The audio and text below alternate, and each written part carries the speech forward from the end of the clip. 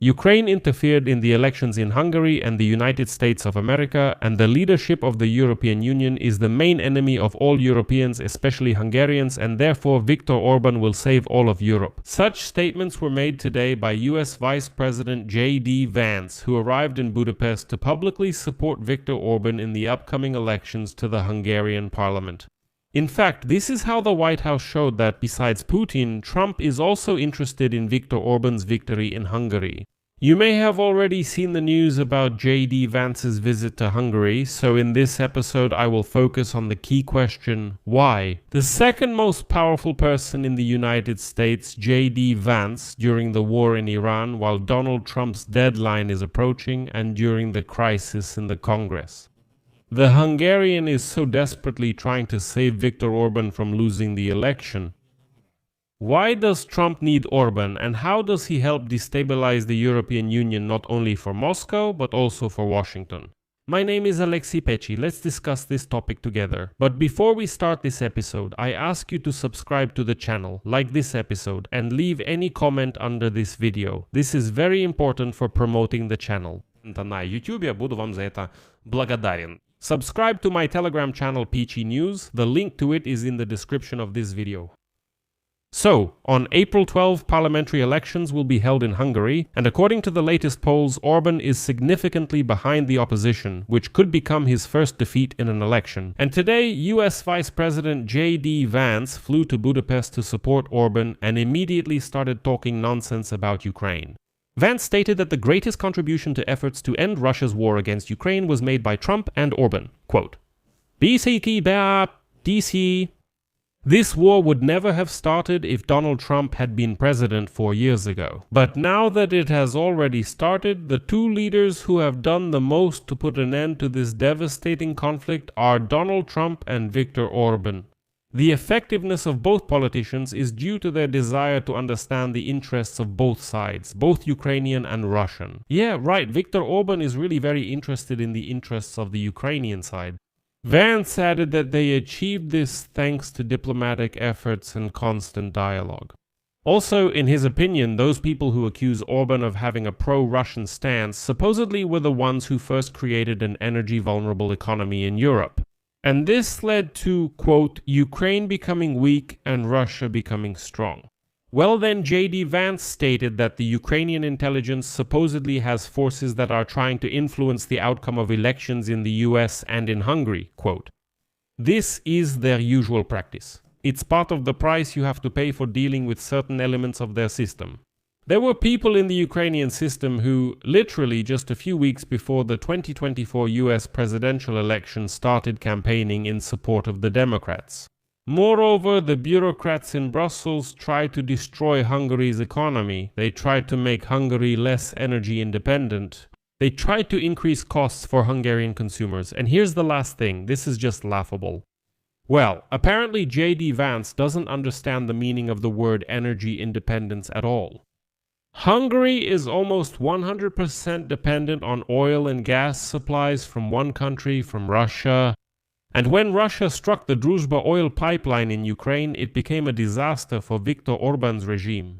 Russia can cut off both gas and oil to Hungary with a single move. So what kind of independence is J.D. Vance even talking about? But I, like many analysts, had a question. Why is the second most important person in the US after Donald Trump flying to Hungary to support Viktor Orban at a time when Trump is about to deliver a crushing blow to Iran and there are problems with Hollywood in Congress? With the vote on government funding?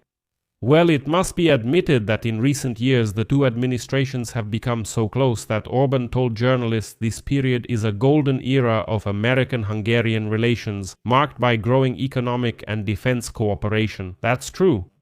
But J.D. Vance, for example, decided to take aim at another aspect of the relationship. Vance stated that Hungary and the US, quote, share a single Christian civilization and Christian values. But here I want to immediately point out something important.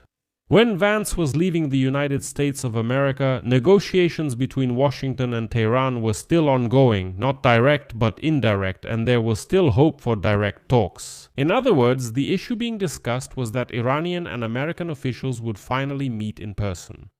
And JD Vance, as they say, was conveniently nearby in Hungary in case there was an opportunity to quickly meet with Iranian officials. On the other hand, among administration officials, Vance was one of the most critical toward traditional American allies in Europe, stating in his speech in Munich, right at the beginning of his term, that the leaders of European countries suppress freedom of speech, are losing control over immigration, and refuse to cooperate with far-right parties in government.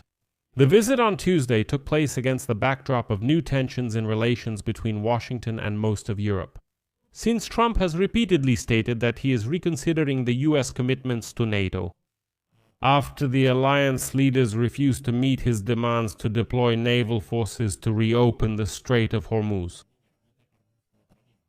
Meanwhile, Orban has been working hard to build ties with the MAGA movement, which helped Trump come to power and shares his disdain for Europe's liberal democracies. Prime Minister Orban's long tenure as head of state has been marked by a tough immigration policy, politicization of the judiciary, and attacks on the press and journalists. And all of this has, in a way, become a blueprint for Donald Trump's own second term. I've already mentioned on my show a study called The Urbanization of America. And in it, they revealed exactly how Donald Trump adopted Viktor Orban's methods for usurping power, which outwardly doesn't really look like a usurpation. If you look deeper, it's clear what's happening, but on the surface, it appears democratic. Orban's priorities are also similar to those of the Trump administration, and on Tuesday he discussed with Vance, quote, migration, gender ideology, family policy, and global security. Unlike many of his European colleagues, Orban supported Trump's approach to ending Russia's war against Ukraine, an approach that is absolutely beneficial only to Moscow. But there is also a certain desperation evident in JD Vance's visit to Hungary. Donald Trump's public backing doesn't seem to have had much of an impact on Hungarian voters. Orban has faced growing criticism following accusations of corruption and his management of the country. And polls show that the center-right Tisza party has increased its lead over Orban's Fidesz party over the past year, although many voters are still undecided, which makes the outcome of Sunday's elections far from certain. A poll conducted by the 21 Research Center at the end of March showed that the Tisza party enjoys the support of 56% of voters, but these are the voters who have already made their choice. Meanwhile, 37% are ready to vote for the Fidesz party. But in the same poll, 26% of respondents said they don't know whom to support. And that's why these people could actually change the course of the election. It's funny that JD Vance also supported Orban's criticism of the European Union. But here's what's interesting. Viktor Orban has long been speaking out against the European Union without trying to leave it or refusing financial support from Brussels. But it's also worth remembering that Orban is actively supported by figures from the global far-right movement. In January, 11 national leaders and prominent figures of the far-right movement, including Marine Le Pen from France, Giorgia Meloni from Italy, and Javier Milei from Argentina, publicly expressed their support for Viktor Orban. And now, as you can imagine, only the elections will show exactly how JD Vance's visit will affect the mood of the voters. I'll leave it at that for now. Friends, I recommend you subscribe to this YouTube channel if you haven't already, because tonight, well, we'll be following the developments. And as soon as news comes in, I'll also go live and cover everything that's happening, so make sure to subscribe. I'll leave it at that for now. Share your opinions and conclusions in the comments below this episode. Subscribe to the channel, hit the bell, and don't forget to like. If you want to support the work of this YouTube channel, you can do so financially with any donation. You can do it using the QR code on your screen. This is the easiest way to support the work of this channel. With just one click, you can show your support. Ну а в описании к этому видео there are various other platforms as well. There's Patreon, PayPal, Buy Me a Coffee, YouTube sponsorship, bank details, and even crypto wallets. So choose any option that's convenient for you. I will be grateful for any support you give. Well, that's all for now. Take care of yourselves. Goodbye, everyone.